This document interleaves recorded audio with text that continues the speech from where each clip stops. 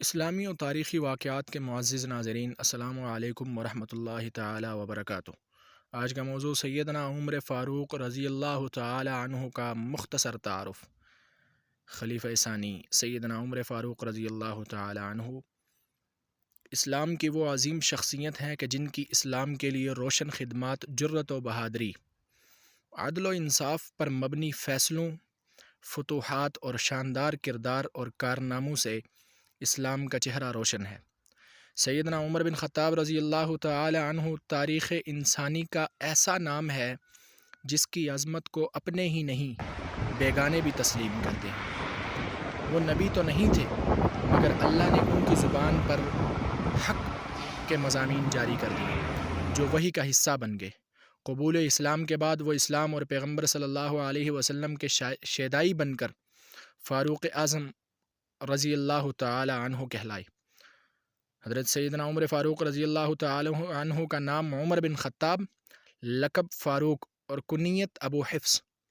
آپ رضی اللہ تعالی عنہ کا سلسلہ نسب نویں پشت میں حضور نبی اکرم صلی اللہ علیہ وسلم سے جا ملتا ہے۔ آپ رضی اللہ تعالی عنہ سے پہلے 40 مرد اور 11 عورتیں نور ایمان سے منور ہو چکی تھیں اور دار اسلام میں داخل ہو چکی تھیں۔ آپ رضی اللہ عنہ عام الفیل کے تقریباً 13 سال بعد مکہ مکرمہ میں پیدا ہوئے اور نبوت کے چھٹے سال 35 سال کی عمر میں اسلام میں داخل ہو کر مشرف اسلام ہوئے۔ سیدنا عمر فاروق رضی اللہ تعالی عنہ وہ عظیم المرتبت شخصیت ہے کہ جن کے لیے رسول اکرم صلی اللہ علیہ وسلم نے اللہ تبارک و تعالی سے خصوصی طور پر دعا مانگی تھی، اللہم اعز الاسلام بعمر ابن الخطاب او بعمر ابن الحشام۔ جامع الترمذی کی روایت ہے کہ اے اللہ تو ابو جہل یا عمر بن خطاب دونوں میں سے اپنے ایک پسندیدہ بندے کے ذریعے اسلام کو غلبہ اور عزت عطا فرما۔ سیدنا عمر فاروق رضی اللہ تعالی عنہ مراد رسول اللہ صلی اللہ علیہ وسلم ٹھہرے۔ ایمان کی لازوال دولت تو اللہ رب العزت نے حضرت سیدنا عمر رضی اللہ تعالی عنہ کی قسمت میں لکھ دی تھی، تو پھر یہ دولت ابو جہل کے حصے میں کیوں کر آتی؟ آپ صلی اللہ علیہ وسلم کی دعا کو بارگاہ الہی میں شرف قبولیت سے نوازا گیا اور چند دنوں بعد اسلام کا سب سے بڑا دشمن یعنی عمر بن خطاب رضی اللہ عنہ اسلام قبول کر کے اسلام کا سب سے بڑا خیرخواہ اور جانثار بن گیا۔ سیدنا عبداللہ ابن عباس رضی اللہ تعالی عنہ سے روایت ہے کہ جب حضرت عمر رضی اللہ تعالی عنہ ایمان لائے تو حضرت جبرائیل علیہ السلام نازل ہوئے اور کہا، اے محمد، اہل اسلام نے حضرت عمر رضی اللہ تعالی عنہ کے اسلام لانے پر خوشی منائی ہے۔ یہ مقام تھا سیدنا عمر فاروق رضی اللہ تعالی عنہ کا۔ آپ کے اسلام قبول کرنے سے نہ صرف اسلامی تاریخ میں انقلابی تبدیلی آئی بلکہ مسلمانوں کی قوت و عظمت میں بھی بے پناہ اضافہ ہوا۔ وہ مسلمان جو پہلے اپنے آپ کو اسلام کو ظاہر کرتے شدید خطرات محسوس کرتے، اب اعلانیہ خانہ کعبہ میں عبادت سر انجام دینے لگے۔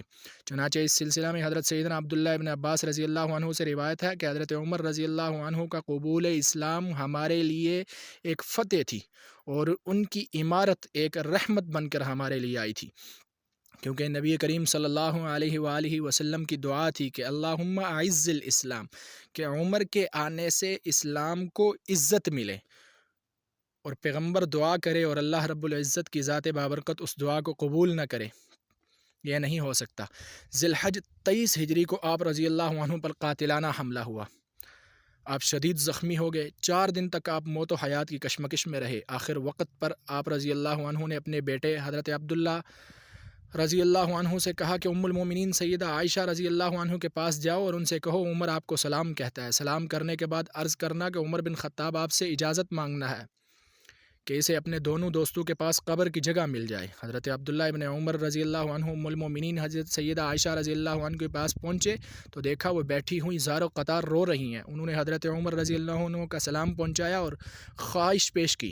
حضرت ام المومنین نے فرمایا، میں نے وہ جگہ اپنے قبر کے لیے رکھی تھی، مگر آج عمر کو اپنے پر ترجیح دیتی ہوں کہ انہیں اس جگہ پر دفن کر دیا جائے۔ حضرت عبداللہ رضی اللہ عنہ واپس پہنچے تو لوگوں نے بتایا کہ عبداللہ ابن عمر آ گئے، تو سیدنا عمر فاروق رضی اللہ عنہ نے فرمایا، مجھے بٹھا دو۔ آپ کو بٹھایا گیا۔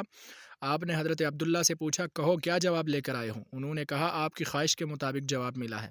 یہ سن کر کہا، الحمدللہ، مجھے اس سے زیادہ کسی اور بات کی خواہش نہ تھی۔ اللہ کا شکر ہے کہ میری خواہش پوری ہو گئی۔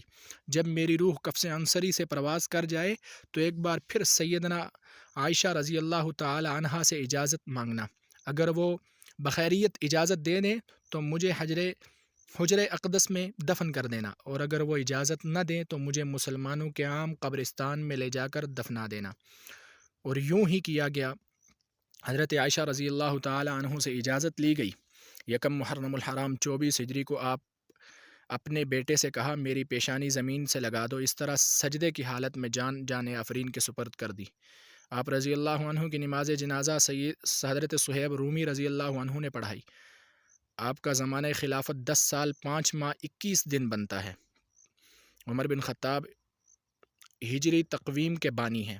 ان کے دور خلافت میں عراق، مصر، لیبیا، سرزمین شام، ایران، خراسان، مشرقی اناطولیہ، جنوبی آرمینیا اور سجستان فتح ہو کر مملکت اسلامی میں شامل ہوئے، اور اس کا رقبہ 22,51,030 مربع میل پر پھیل گیا۔ عمر بن خطاب کے دور کے خلافت میں ہی پہلی مرتبہ یروشلم فتح ہوا، اور اسی طرح ساسانی سلطنت کا مکمل رقبہ اور بازنطینی سلطنت کا تقریباً تہائی حصہ اسلامی مملکت کے زیر نگین آ گیا۔